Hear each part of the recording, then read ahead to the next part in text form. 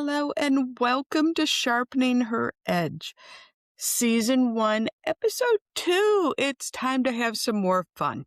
So, this episode is really talking about the season of reinvention because we all have different chapters in our lives and different, truly, seasons. Okay, so let's talk about this. Sometimes the room feels very small. It gets really tight, and in those situations, we need to take a step back and go, wow, either things have gotten really tight in the room for us, or we've outgrown it. We've outgrown it. Let me give you an example. As I talked briefly about in episode 1, I was a board certified practicing physician for almost 20 years. And then a car accident happened. And I had to make that transition from being a practicing physician to becoming a healer. That was not an easy transition at all. There was a lot of pain, a lot of tears, and honestly, a lot of grief. A lot of grief. How many of you here have had part of your identity stripped away? Part of who you saw yourself, who others saw you, suddenly get altered. It's not easy. It's not for the faint of heart, but it is definitely possible to grow through that. So, part of my challenge in going from practicing physician to healer was that self recognition. I couldn't practice medicine anymore. I had uh, too many injuries from the car accident. Couldn't use my hand to do palpation. Was in rehab for a traumatic brain injury, and it wasn't really an option. It doesn't mean I gave up on that dream overnight. It took a long time to accept it and make that transition from physician to healer. But the reality is, we all have different hats we wear. And I just wanted to point out a few of these just to kind of normalize in part what we're going through. So, one of my first identities as a little kid was being a diehard Cub fan.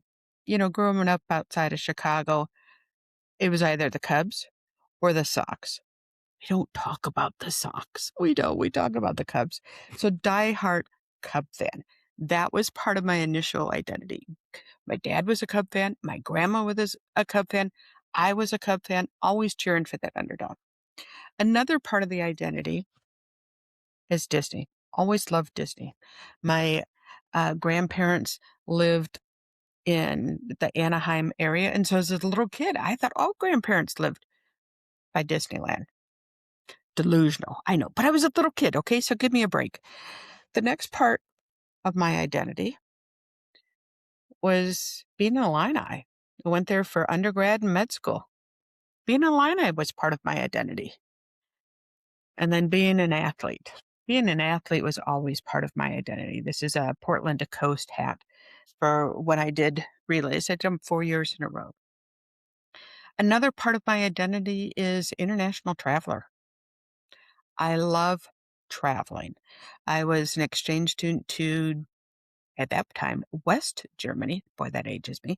West Germany, when I graduated early from high school, moved to West Germany and have continued to travel. It's one of my favorite places in the world, Sevilla, Spain. My goal was to get 50 countries by age 50, and having kids really messed with that goal.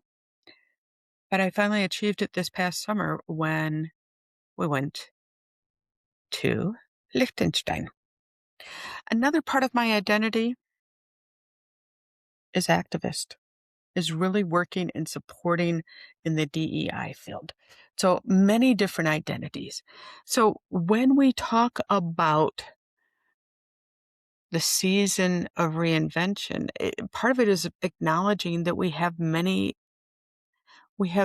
identities already. I'm a wife, married 25 years, have two amazing kids, and then all these other identities, and now podcaster.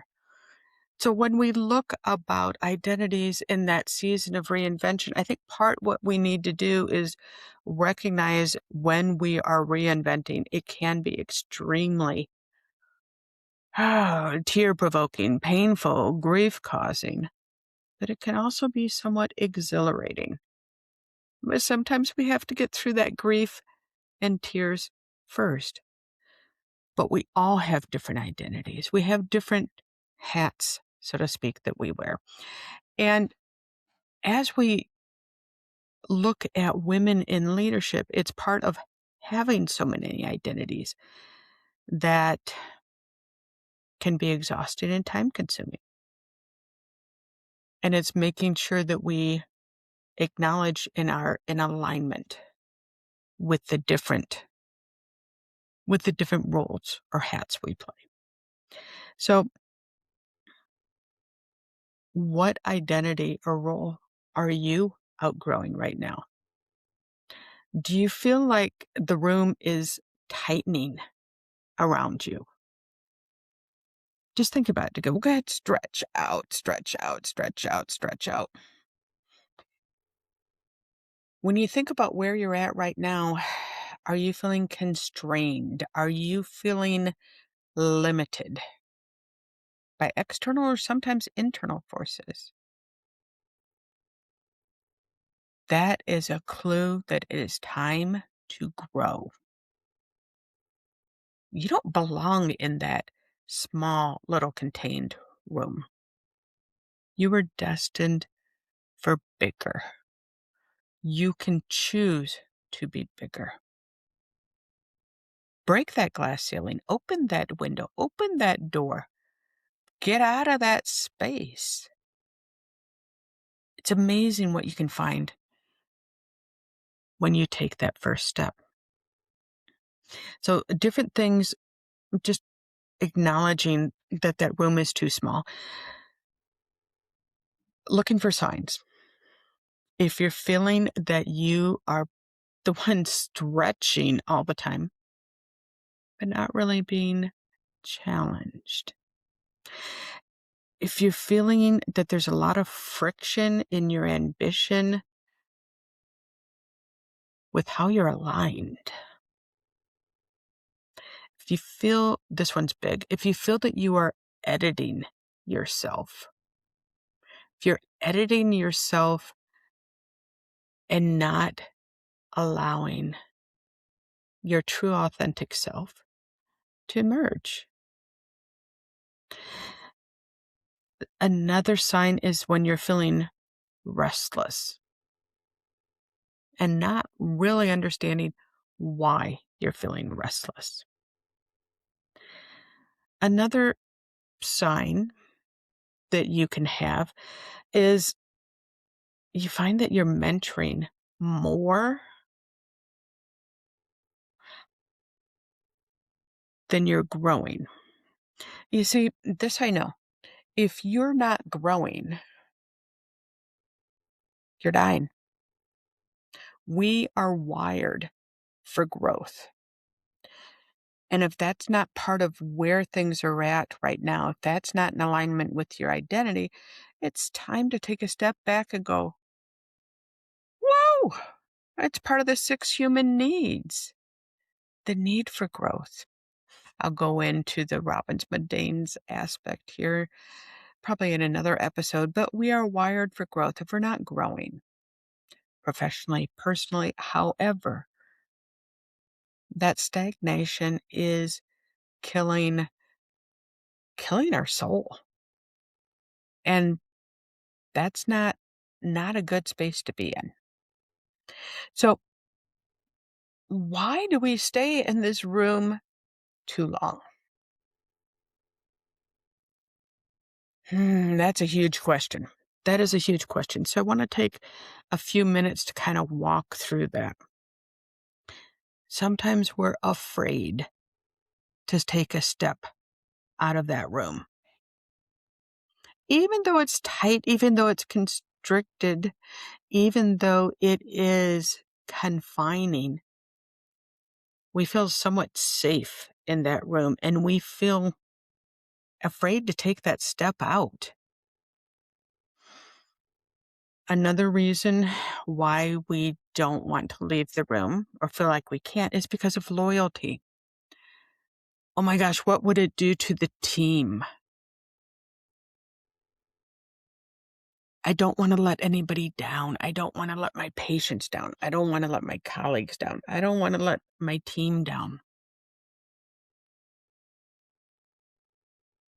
That loyalty, that loyalty.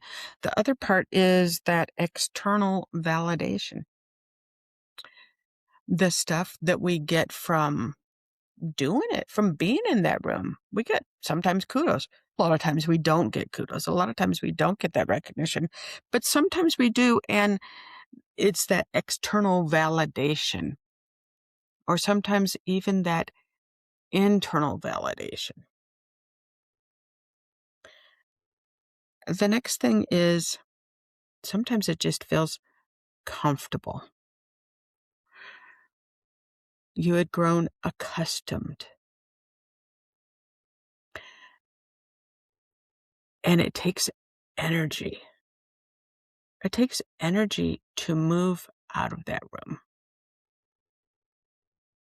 So I want to give you an example. This is a real live, painful example for me. I'm a serial business owner. I've taken businesses to 6 and 7 figures. I've grown things from ground up. And one of the things that I grew, in addition to my private practice, was a medical spa because I wanted to have women feel as good on the outside as they did on the inside.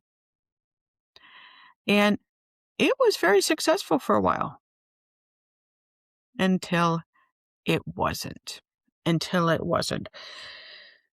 I couldn't do it full time. I could do it part time. And things happen. Some things were in my control. A lot of things were not in my control. But my ego, my identity was, I'm a successful businesswoman. I've never failed at a business before. That was not who I am. I'm not a quitter. I don't give up. I mean, honestly, seriously, I don't give up.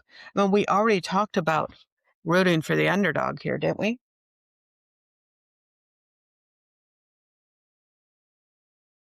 So I kept it open too long. We're hemorrhaging cash. Change in regulations made it so much harder for me to do what I love doing. And then I got hit with a frivolous complaint, fully exonerated, but oh, it took a lot of mine. It took a lot of my energy. It took a lot of my money. It took a lot of me. It was horrible. It was horrible. I got dragged through the mud. It wasn't a lawsuit. It was a complaint. It was a complaint. And it felt good when I was finally exonerated. But that wasn't page one in the newspaper.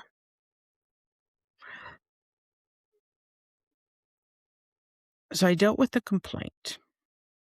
As soon as that was done, my husband was diagnosed with cancer. And when he was going through cancer treatment is when I had to do the depositions, all that. And it was too much. There I was concerned about my husband possibly dying. He had been given by one physician a 10% chance of surviving 10 years. It was not an accurate assessment, but it was terrifying.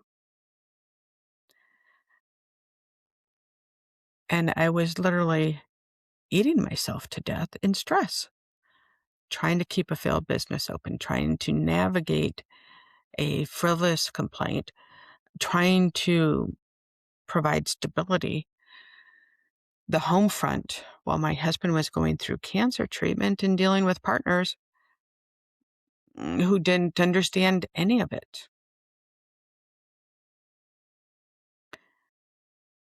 And then I was in the car accident.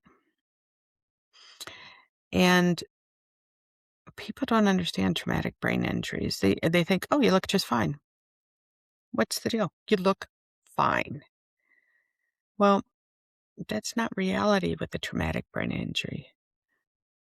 It's not reality with the now over 24 surgeries and procedures I've had in my life, most of them car accident related. So it was just all these pressures that were putting on me for the business. Regulation changes, husband diagnosed with cancer, frivolous complaint, my car accident, not just no support, but deliberate interference from those who could have supported me. But it was my ego in the way. And I can say that now. It was my ego because I had never shuttered a business. That room was way too tight. I mean, it was the size of a tiny cubby by the time. How many of you feel like you're in a situation that isn't fitting? A situation that you've outgrown for one reason or another. It can be as dramatic as a husband being diagnosed with cancer. It can be as simple that your priorities changed, because often that is what leads to it. I had to move my ego out of the way. Oh, that was not easy. I was stubborn. Still am, to be true. How many of you feel like your ego is keeping you in the way from doing the next thing? It's hard. It's hard. And it's a grief process. We talk about the stages of grief. Denial. My denial that, hey, I've never failed a business before. I'm not going to fail this. I've got too many people counting on me. Rationalization. Pleading. Eventually getting to the point through the other stages of acceptance. Hey, I can't physically do this. I can't use my hand. I can't do the Botox and fillers the way I wanted to. I didn't have the cognitive ability to run the business. I didn't have the physical ability to run the business, but by gosh, I was stubborn and my ego was in the way. Eventually, I was convinced, thank you, Robert, and others, I had to let it go. I had to let it go. And that was a huge part of my identity, is that I was a serial entrepreneur, very successful. I've had multiple businesses over the years, and I had never failed one before because I was an entrepreneur. I was a businesswoman. That was part of my identity. But the room became too small. So it's important when you're looking at your season of invention. How tight does the room have to get before you make a change? How much does your ego interfere with your ability to see a door that is open wide open for you. There's a story about the fly. Be a good idea to look that up, the fly. And someone was watching the fly and it was beating it was just kept going into the window. Pop, pop, pop. It was using all of its energy to try to escape this room through a window that was closed. Whereas just a few feet over was an open door. But the fly just couldn't see it.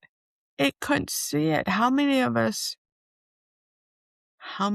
are like that fly who can't see an open door? Oh, that one's hard. That one is hard. It's like me when I was not wanting to close my business, was beating my head against the window.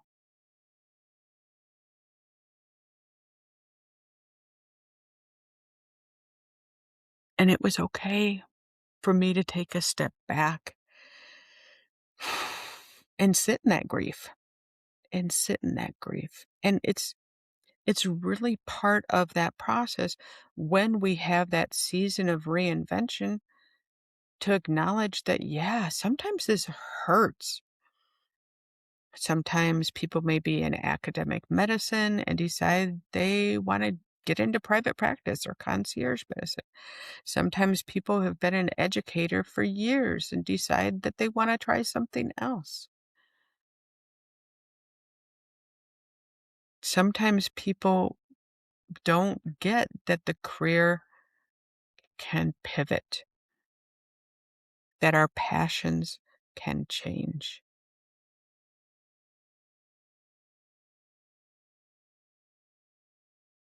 None of this is easy, especially as strong women. But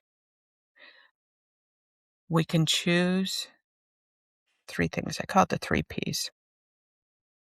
We can choose to push pause. This is a really good option to just push pause, take a step back, and figure out, okay, what are my options?